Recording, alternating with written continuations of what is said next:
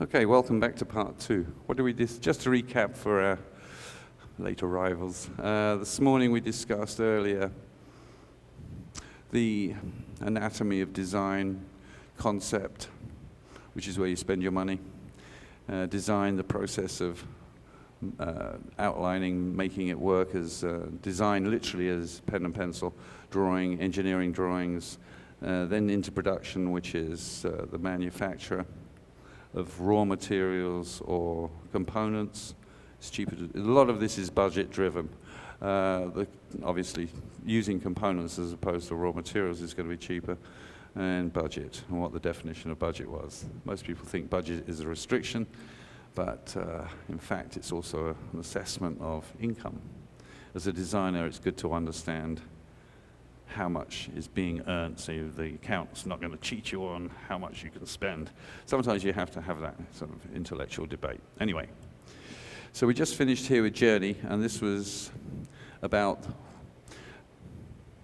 this is still about the design process. So Journey was about models, the end of model making. Actually, we're still in the middle of model making. So the next example of a model was, this is George Michael. After he finished with Wham, this is back in the 80s, after he finished with Wham, he said he wanted to express his freedom. So the anti-thought was, well, you have to be a prisoner before you can be free, so we built him a cage. And to express this, we made this cage. This is actually all made out of basswood, kind of like a balsa wood. And it shows the cage from 2 dimensions. This is all half-inch scale. The cage opened upwards on nothing more than a hydraulic piston.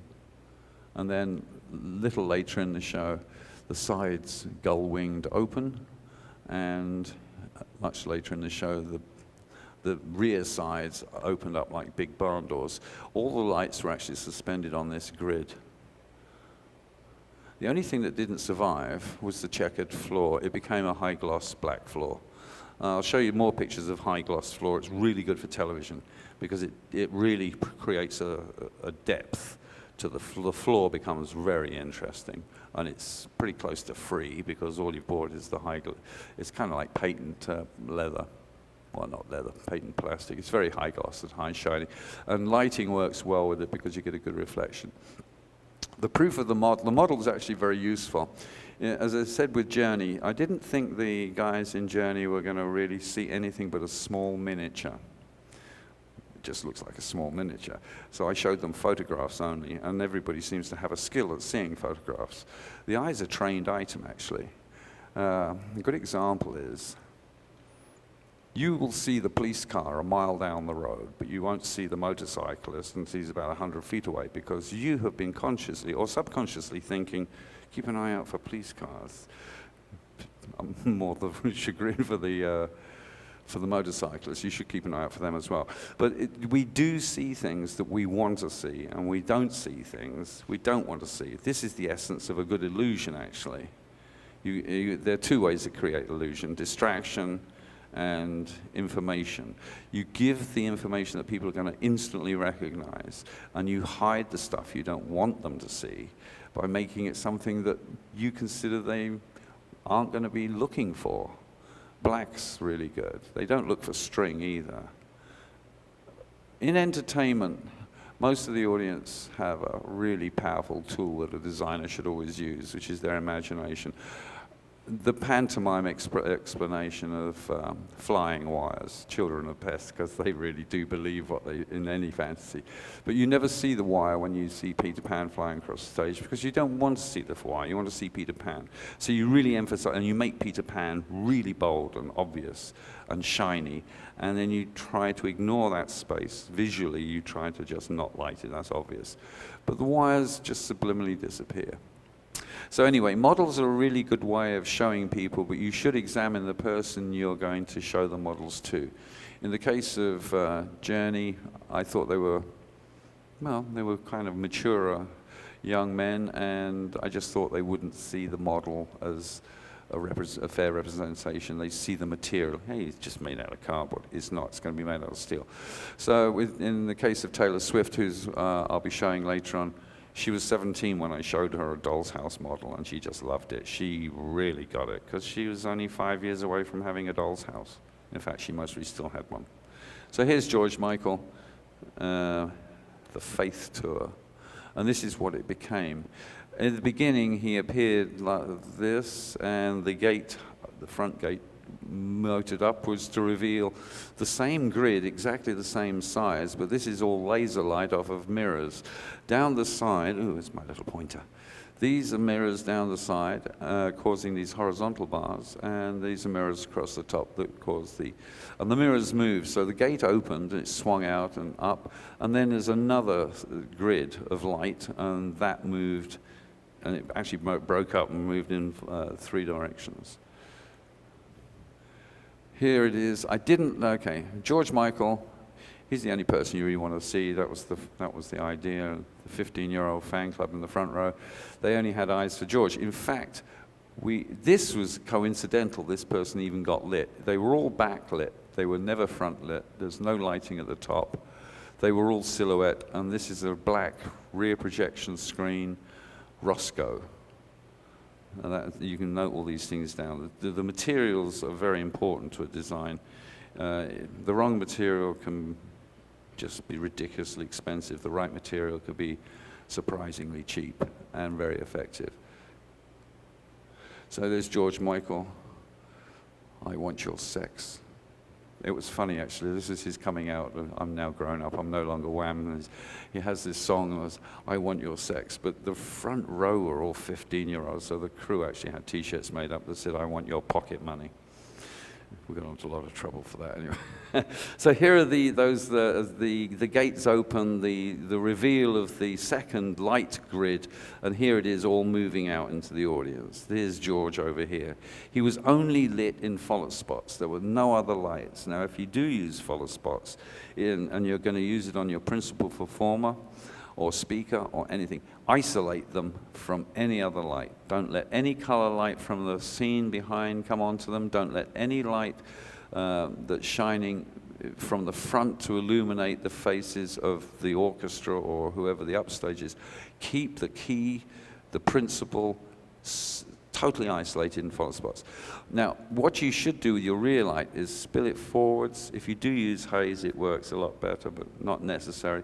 Rear light should clip to their heels, because the light behind them will register, especially in camera, and you'll get this nice shoulder light I've got here. You'll get a quarter light happening on them, especially high rear sides. That's good, but don't shine it on them. Shine it to their heels, and try and confine them to, or have them confine them.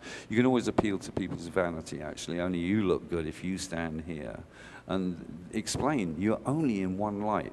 You don't need 2 follow spots, because then you get 2 shadows, and it's not shadows on the floor. It's shadows on the face.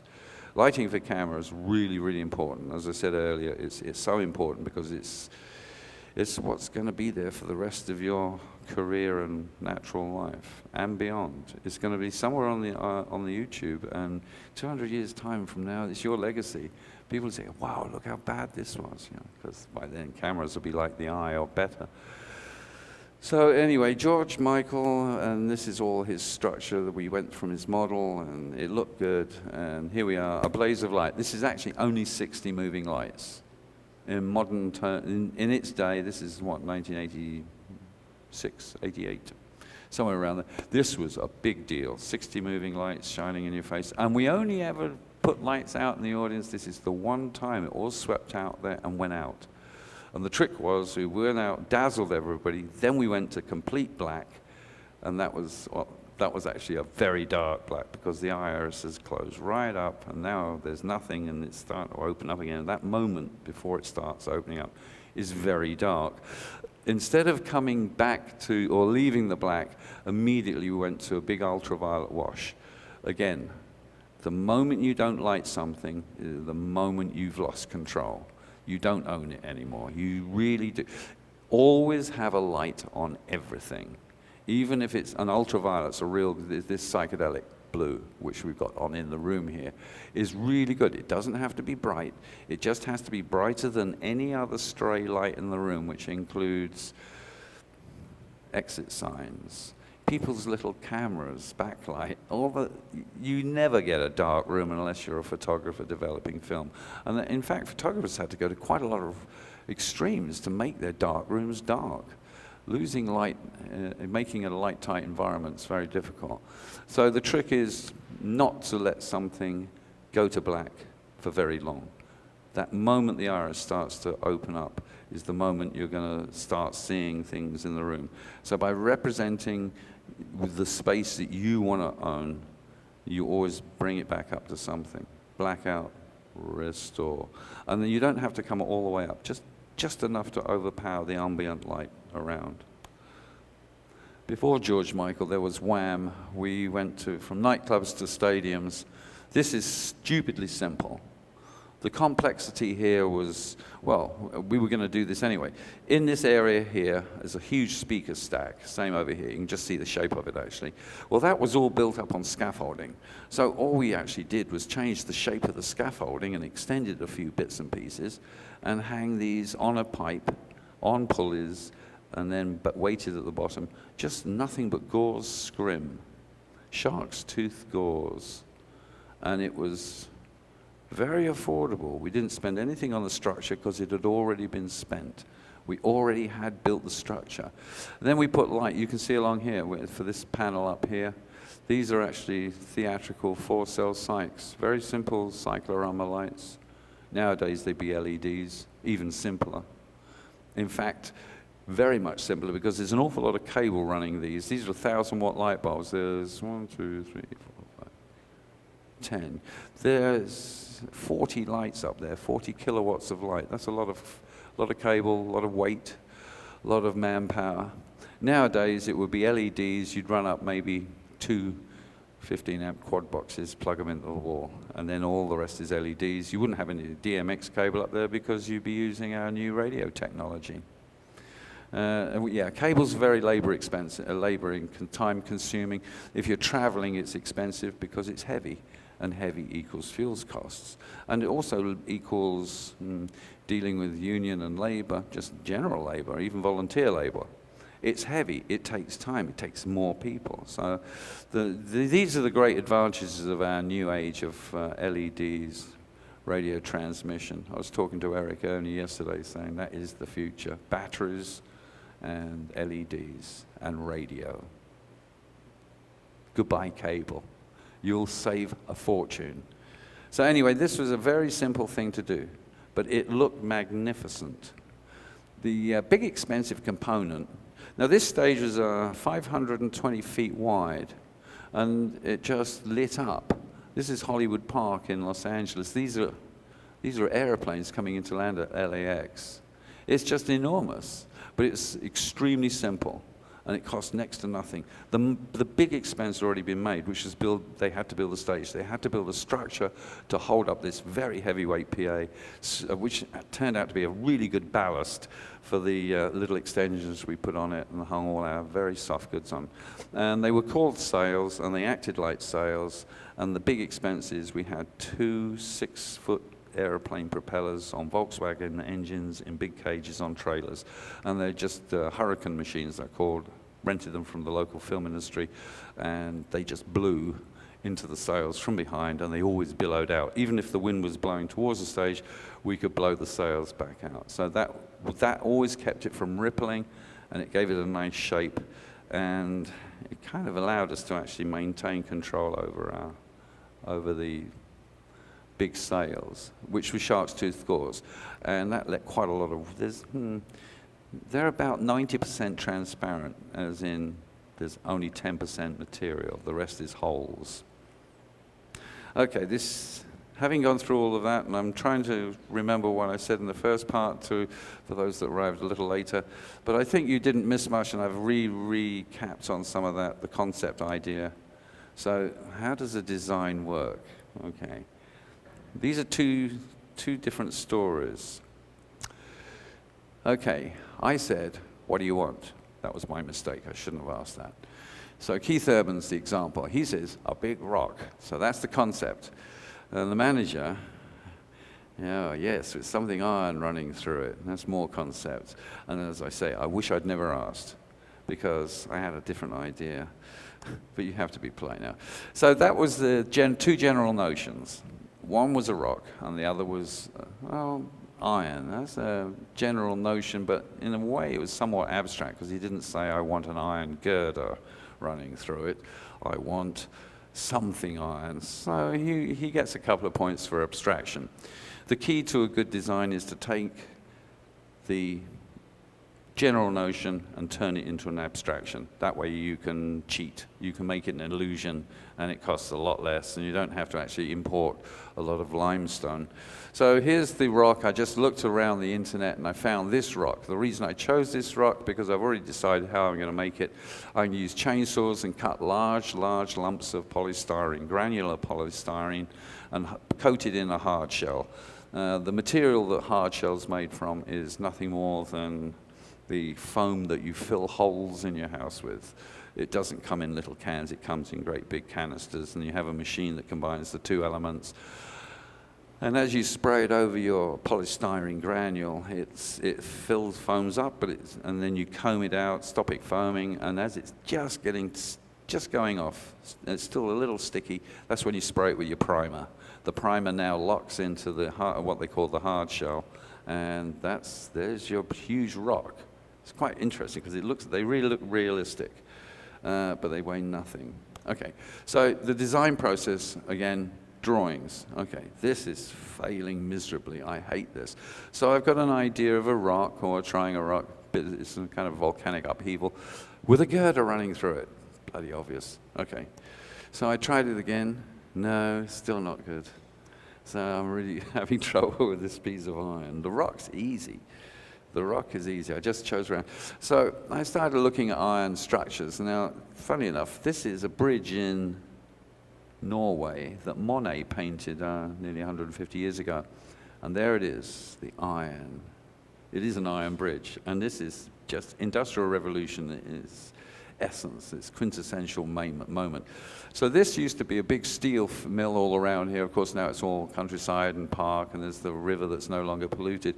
And I saw that, and I didn't have to do anything more. I went straight to my CAD drawing program, and I built the iron bridge, a bridge to nowhere. It's only this. It's just the half a bridge. I loved this whole cutout thing.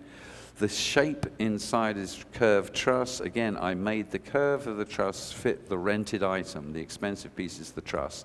This is all made out of polystyrene on Luan. The decking actually is practical because somebody's going to walk on it. And all I had to do was these two CAD drawings. Actually, it's one CAD drawing, just different elevations, different viewpoints. And that was the iron, and I'm going to run it through a piece of, I'm going to build it into my rock structure, or have it come over the rock structure. The brief from them was what they needed in their scenery was this room here, 8 by 8 by 8. And in there's all of Mr. Urban's guitar amplifiers, his guitar tuner, it's Guitar World. That's important, it's an acoustic place, it's soundproofed, and it's isolated from any noise here. He plays his guitar here. It comes out here, and it's microphoned in here, and direct injection and whatever, but that was their brief to me. We have to have this 8 by 8 by 8 cube. Okay, that's easy enough done. So there's that. So I'm going to build a riser for the drummer and a riser for the keyboard player, and I'm going to build some stairs up and over, and the bridge is going to, you can see I've actually got it on a little plan here. It's drawn in already, a plan of my layout. And this is the cost saving. These are the 3 carts that all the scenery fascia is going to come in. This is in my model workshop. You can see all sorts of end scale. I use a lot of model railroad tricks and tools. That's what micromark is. Did I give you that number, micromark, for the 3D scanner, the 3D? Okay. So this is actually a smart idea. It's a dolly, it's a deck, it's got wheels, you stack all the stuff into it, all the panels, and there are 4 of them, and normally they come on stage, they build the scenery, and they go off and they wait to come back on stage to be reloaded at the end of the day. Instead, I'm going to use them as the core of the scenery. and I had to build this immediately. This is all made out of cardboard. I print it on my printer, I cut and score it, I fold it, I glue it. And then the color is actually printed as well. I only need to do this immediately. This is the foundation of the structure. From that, I can get this plan, and this is all I need to build the risers and the stairs and the elevator, and all the constructor wants is the elevations. We're going to try, okay, this whole area is an 8 by 8 and is 24 inches high. It's a rental item, cheap. This area, 8 by 8 by 48 inches high, rental. This is custom. That little set of stairs they actually had might have been a rental. This is one of the dollies at 72 inches. Here's another one. This is free. It's a little drop-in. It doesn't have any support except for it's a bridge, basically. And it's also the entrance from the guitar area and a secret way onto stage, dead center. That's good theater, actually, dramatic. Entrances and exits. That's what makes a good farce. And an exit could be under the bed, in the wardrobe, left, right. It could be a trapdoor. It could be anywhere. The left and the right are obvious. From the audience is an entrance, exit. Tricky. But on-stage entrances and exits are really good. You can make people appear out of nowhere with them. A moment of dark in that nanosecond, or that 1.5 seconds before the iris opens up, they are in, and then they become apparent when you bring the lights up. So that's part of the illusion thing. In this gap here is where the bridge was going to go. Okay, let's get going. This is how it's built. So in this pristine, clear workshop, this is the welding shop. Here it is. There's the riser. There is the scenery dolly. There's that lovely little bridge, which costs hardly anything, because all it does is drop into 2 sockets that have been cut into the deck of this. That's even got decks in it. That's what these dollies do. This is center stage right. Here's the continuation, stage left, and there will be another platform over here with another dolly behind it, which would support the fascia, which in fact is going to be the polystyrene granules. Here is the rented truss, 2 of it. That actually determined the shape, the curve. This is straight, and that's the curve part. And in the touring business, you don't want to own anything. You have to store it. You never use it again. Then you have to scrap it. So you try and rent it. And that's using, in the production definition, building things from component or raw material. Raw materials expensive, components usually rentable and more affordable. Where have I got to? Okay, meanwhile, back in my studio, I've got to finish this model. I'm actually using the material. This is polystyrene granule, and it's real, I did something with plaster. It got real messy. Take 2, we build it again. Anyway, I ended up with this model. It's important to have this model for 2 reasons. One, it's the real presentation to the artist, the client. In this case, it was the artist, Keith Urban, and his manager. So this is made out of 1/2-inch scale. It's just, I just used a hot knife to cut this, and scalpels, and that's made out of cardboard and painted, and the bridge actually is just a piece of styrofoam. And the sides are printed. This is my CAD drawing printed, and the same on the top of deck. And here it is. Again, it's sitting on a footprint plan showing the dimensions of the stage and so on.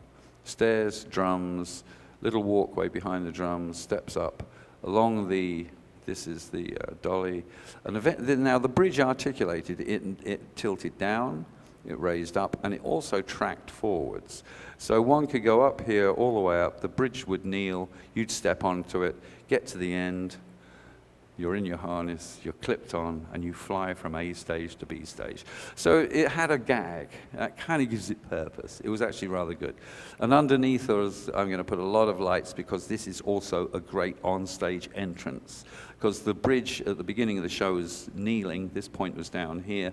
It was withdrawn, and it raised up. And as it raised up, a blast of light came out, and all the shadow of the band, and they became on stage, and it was a big ooh, top of the show moment.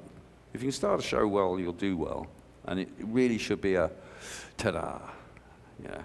You don't have to be very clever. You don't have to do great lighting tricks because the audience are already really excited, and it's going dark, and everyone's ready. And whoa, it's always a dazzle, mystery, serious mystery, silhouettes, shadows, and then we start.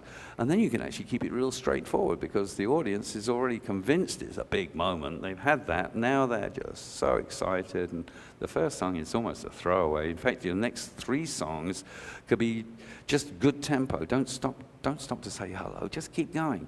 About the 3rd or 4th song, you go, okay, let's take a breather here. Go, hello, everybody. And yeah, those are instructions you should try and impart to your artists. So anyway, there's the model. And here's how it went. This is a completely different studio. This is a Scene Builders. This is in Nashville, Tennessee. And here's the raw material. It's 2 foot thick slabs of polystyrene granule. It's really messy stuff. It gets everywhere. And yep, and the chainsaw, blunt chainsaws, because sharp chainsaws are just too quick. Use your bluntest tools because it just rips it away anyway. And we're making a right old mess. You can see it leaves this horrible powder everywhere, which isn't. Okay, so now the material from the previous shop is starting to arrive in the scene shop. You can see this is all made out of, these are old sets. This is a wishing well, I think, made out of the same material, polystyrene. There's the model. The model had to be built for 2 reasons. One, to present to the artists, and one for the sculptors, the guys with the chainsaws, to use as a reference. It's tiny. It's 1/2-inch scale. And the material from the welding shop keeps arriving while these guys are busy chainsawing away. It's simple. Here's one of the dollies. This is upstage looking into the set. This is the face here. And they're just carving it away. And then the roof gets put on. It's very flimsy. It's a structure. You can actually walk on it, but gently. And here they are building. Here's the secret door, dead center. The drum riser will be down here. While this is all going on, in another shop somewhere, again in Nashville, Bandit Lights, this is the lighting plot. And this is the rear truss. And these are verticals. That's great space. I've already bought the space up here by putting a big truss up. On that truss is hanging a star cloth, and on the upstage cord, and on the downstage cord are 2 video screens. So that also contains lighting. So that's actually a real good economy up there. This is hung on 4 motors simply because of the weight, because we're adding, as it goes up, we add extra truss vertically. So these are hanging down into the space that I've already bought by putting this truss up here. And it also supports the 2 scenic elements, video and star cloth. These are even longer on the sides because they come right down to the deck. Here, it's shorter because it's a workspace back here, and there's also a scenery piece in here, so you don't put anything in here. Mid-stage truss, ton of lights on there, conventional lights. This is a side truss, which is a really good lighting position for lighting across the performance area is pretty much here. And the drummer would be here and the piano player here. These are one-time tricks, really. They do have moving lights on, so those actually can be reused. These are vertical trusses down to about 15 foot off the deck. They have mole phase audience lights here. They're a straight line strip. There was also, yeah, sorry, these are the verticals. They're the mole phase that are verticals, that sits under here. That's vertical, that's horizontal. And what it's for is I'm trying to not use audience blinders, which are just usually flags of 8 lights and 8 lights. They look pretty ordinary. I'm trying to actually build something that has certain architectural quality, which is a frame, really. This great big thing was a 1-song gag. It would come down on 3 motors. It would tilt. These are all narrow beam pile amps, 1,000 watts apiece. Deliberately hot, deliberately bright. And I think I used a very light steel blue in there to make it daylight kind of intensity. These are little Versa tubes, and it was kind of looked like a circus carousel kind of thing. And this, and that's an expansion joint. It's too long. This is up to 200 feet long, depending on, and this was the dolly, the yo-yo for carrying Mr. Urban from the bridge all the way out to the B stage, which is only 8 foot square, out right in the middle of the house somewhere else. So he'd fly along on that. Okay, let's keep going. So there, the verse tubes, it would come down, it would do its little thing. These are all, you know, they're like a carousel with all its neon lights twinkling in and out. They can move in and out, they can rotate. I mean, there's a lot of control in there, but pretty straightforward. So that's that bit shown there. And the next is this slab here. It's descending. He's standing on a bar metal grating. There's a couple of strobes under here. There's a wind machine. There's smoke. And it's all blowing up on him. He comes down there and does this big solo, which is actually the easiest guitar thing in the world. But it's in a big event, and this comes right down to about here. When it gets to about here, he knows he's got about 20 seconds. He'll know when to get out, because it got so hot, he had to step out of it. Really hot. Anyway, that was a one-time thing. But on these parts, I think they only got used maybe once, maybe in the finale when it was a throwaway. But the moving lights got reused, but that was a gag, all about this one guitar solo. He wanted wind and strobes, so I thought, that's just so One Direction. And that was a real easy thing to do. It cost 3 chain motors, really.